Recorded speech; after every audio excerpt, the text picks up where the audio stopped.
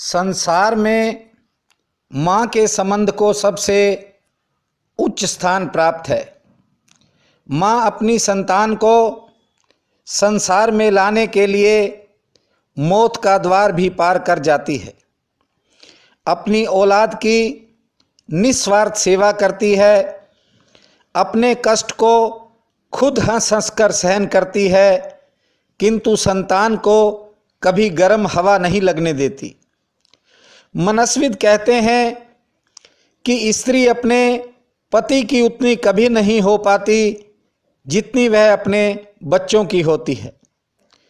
9 महीने गर्भादि के इतने कष्ट सहती है जिसकी आदमी कल्पना भी नहीं कर सकता। बच्चे को जन्म देते समय वह मृत्यु से भी नहीं घबराती। जीवन के अंतिम क्षण में भी संतान की कुशलता, दीर्घायु, सफलता व प्रसन्नता की कामना करती नजर आती है। संतान के भविष्य व कामयाबी से जुड़े इस व्रत की कथा मैं आपसे कहने जा रहा हूँ। इस महाव्रत का पौराणिक इतिहास है।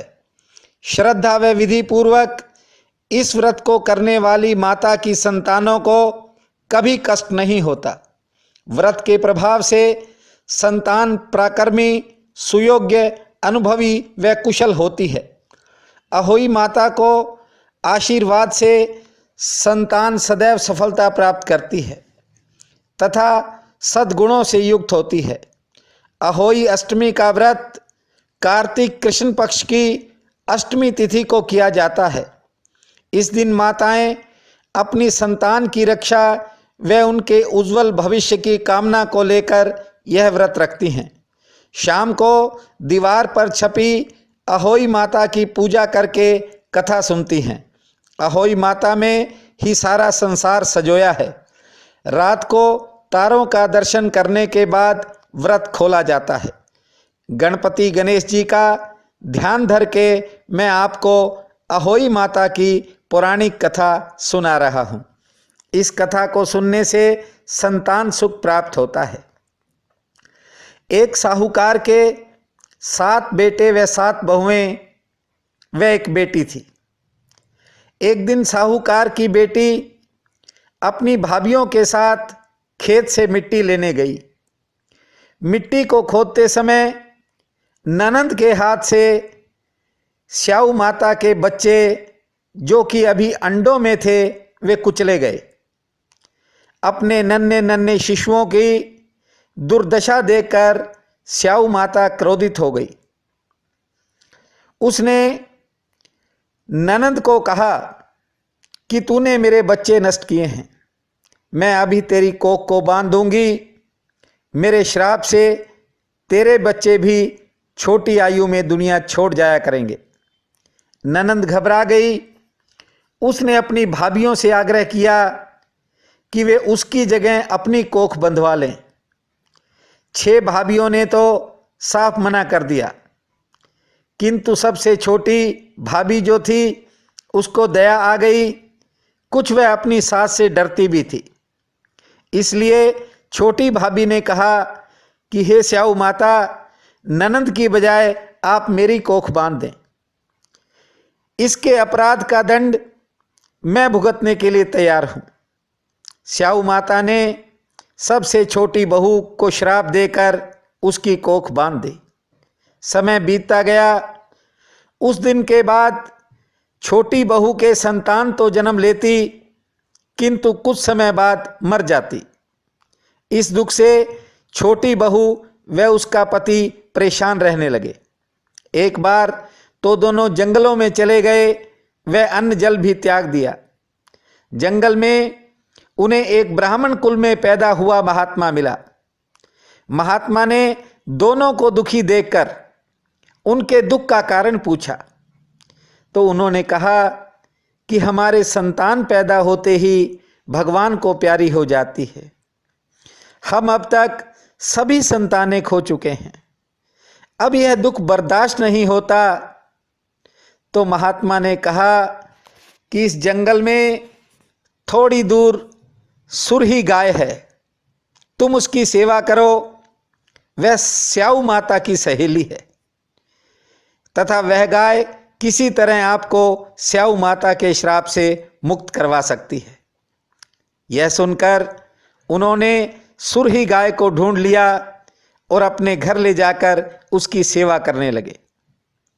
गाय रोज सोचती थी कि ये बहुएं तो आपस में लड़ती रहती हैं, फिर भी सुबह सुबह उसकी सेवा कौन करता है।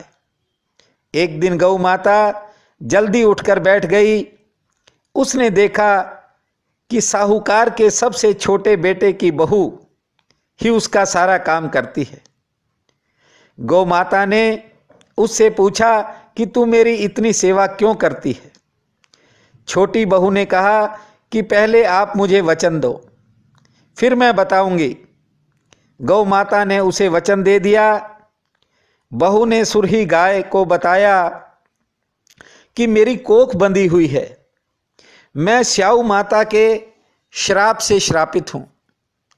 मेरे सभी बच्चे भगवान को प्यारे हो चुके हैं। मैंने सुना है कि स्याऊ माता आपकी सहेली है।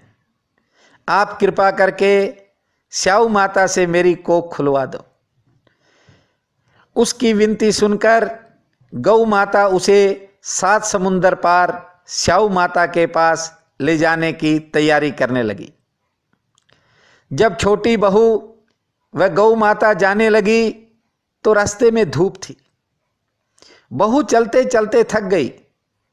विश्राम के लिए वे दोनों एक पेड़ के नीचे बैठ गई। जिस पेड़ के नीचे वे आराम कर रही थी, उस वृक्ष पर गरुड़ पंखनी के छोटे छोटे बच्चे थे।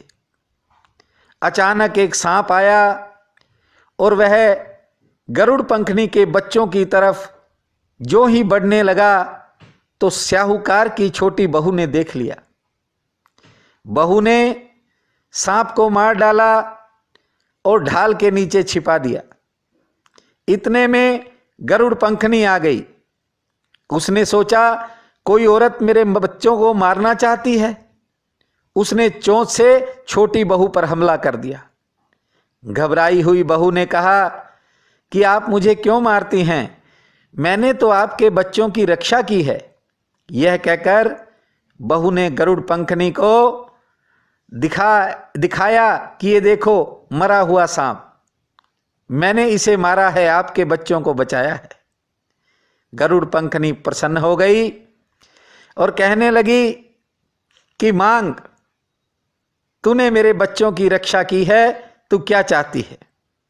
छोटी बहू ने कहा कि हम 7 समुंदर पार स्याऊ माता के पास जाना चाहते हैं, आप हमें वहां पहुंचा दें।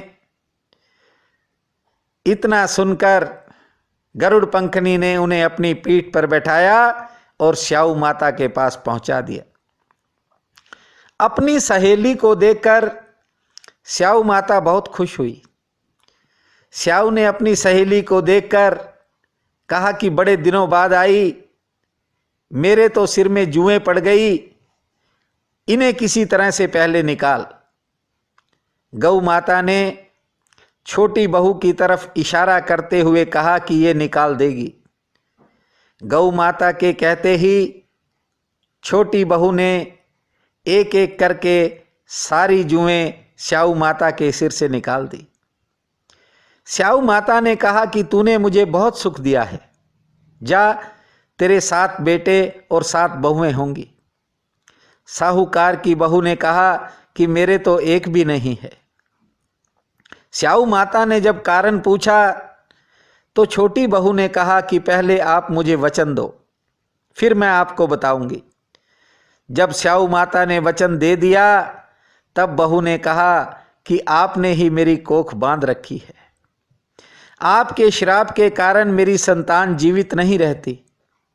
स्याऊ माता ने कहा कि तूने पहले वचन लेकर मुझे ठग लिया, अब तो तुझे श्राप मुक्त करना ही पड़ेगा, तेरी कोख खोलनी ही पड़ेगी। जा, तू अपने घर जा, तुझे 7 बेटे और 7 बहुएं प्राप्त होंगी। फिर तू उजमन करना, 7 अहोई मांडना। जब छोटी बहू घर पहुंची तो उसने देखा कि 7 बेटे और 7 बहुएं उसके घर बैठे हैं।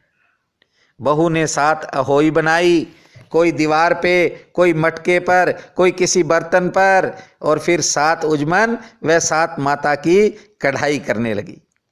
उधर साहूकार की अन्य बहुएं इस घटना से अनभिज्ञ थी। उन्होंने कहा कि आज अहोई माता की कथा जल्दी कर लो, यदि छोटी बहू आ गई तो रोना धोना मचाएगी। उन्होंने अपने बच्चों से कहा कि जाकर के देखो तुम्हारी चाची क्या कर रही है। बच्चों ने वहां देखकर और फिर घर जाकर बताया कि चाची के यहाँ तो खूब उजमन हो रहा है। तब साहूकार की बहुएं दौड़ी दौड़ी छोटी बहू के घर पहुंची और पूछने लगी कि ऐसा कैसे हो गया।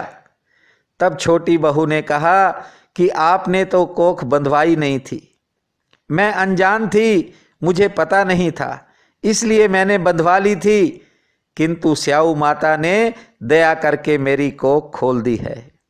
उसकी कृपा से मेरे सब खुशियां लौट आई। फिर सभी ने स्याऊ माता की प्रार्थना की, पूजा अर्चना की।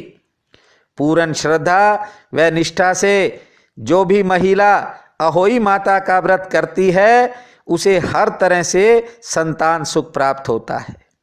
जो इस कथा के इतिहास को सुनता है वह दूसरों को सुनाता है, निस्संतान भी इससे संतान प्राप्त कर जाता है। संतान के सब मनोरथ पूर्ण होते हैं। बोलो अहोई माता की जय।